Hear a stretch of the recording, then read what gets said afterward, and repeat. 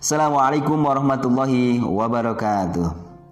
Sahabatku yang insya Allah dimuliakan oleh Allah Subhanahu wa Ta'ala, melanjutkan pembahasan yang sebelumnya terkait dengan masalah doa yang mustajab, doa yang mudah dikabulkan oleh Allah Subhanahu wa Ta'ala, sebagaimana yang disampaikan oleh Rasulullah Sallallahu Alaihi Wasallam, salasu da'awat mustajabat la syakka fihinna. Yang pertama, sebelumnya kita sudah bahas dakwatul madlum, doa orang yang dizalimi. Kemudian yang kedua, dakwatul musafir, doanya orang-orang yang berada dalam perjalanan. Nah, ini asik untuk dibahas. Orang-orang yang dalam perjalanan, kenapa kok sampai bisa kemudian Rasulullah Sallallahu Alaihi Wasallam menjamin melalui hadis beliau, doa orang yang dalam perjalanan musafir itu mudah dikabulkan oleh Allah Subhanahu wa Ta'ala. Tentu saja ada ketentuannya. Apakah semua orang yang dalam perjalanan kemudian doanya mustajab? Pastinya tidak. Menurut saya tidak, ya. Karena musafir itu kan ada kategorinya, orang yang dalam perjalanan kebaikan dan orang yang berada dalam perjalanan yang tidak baik dalam rangka menuju ke tempat maksiat, keburukan.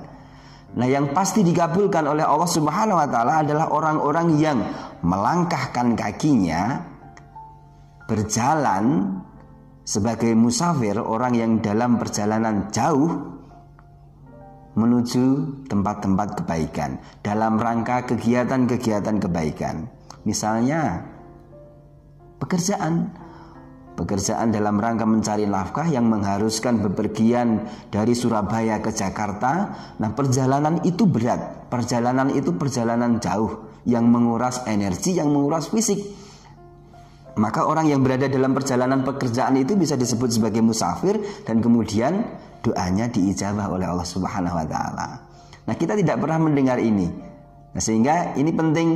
Kalau kita orang-orang yang sering bepergian jauh, maka manfaatkan momen indah ini untuk meminta kepada Allah Subhanahu wa Ta'ala kebaikan-kebaikan untuk keluarga kita, kebaikan-kebaikan untuk bangsa kita, kebaikan-kebaikan untuk sahabat-sahabat kita.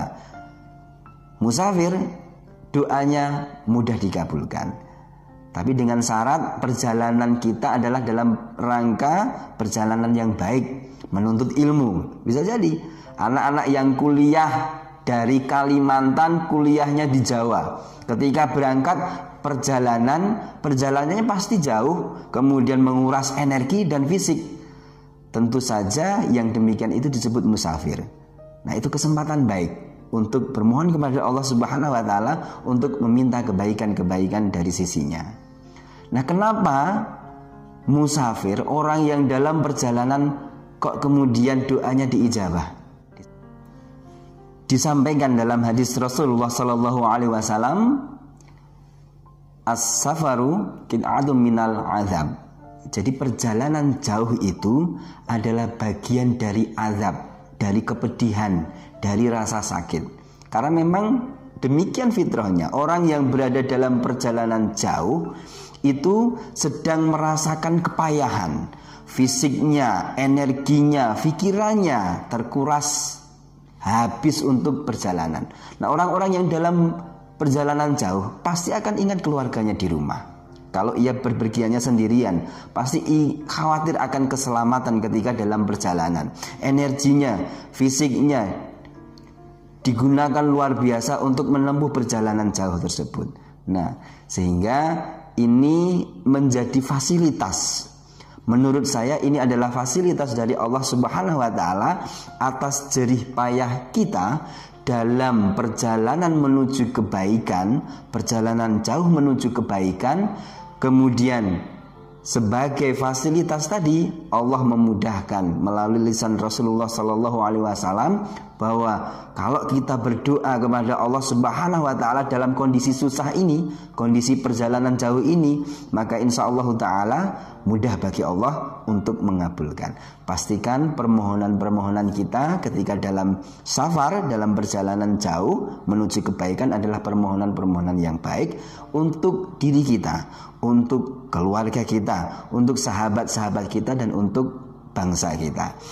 Mari kita luaskan permohonan baik kita, tidak hanya untuk kepentingan pribadi, juga untuk kepentingan orang banyak. Terima kasih. Assalamualaikum warahmatullahi wabarakatuh.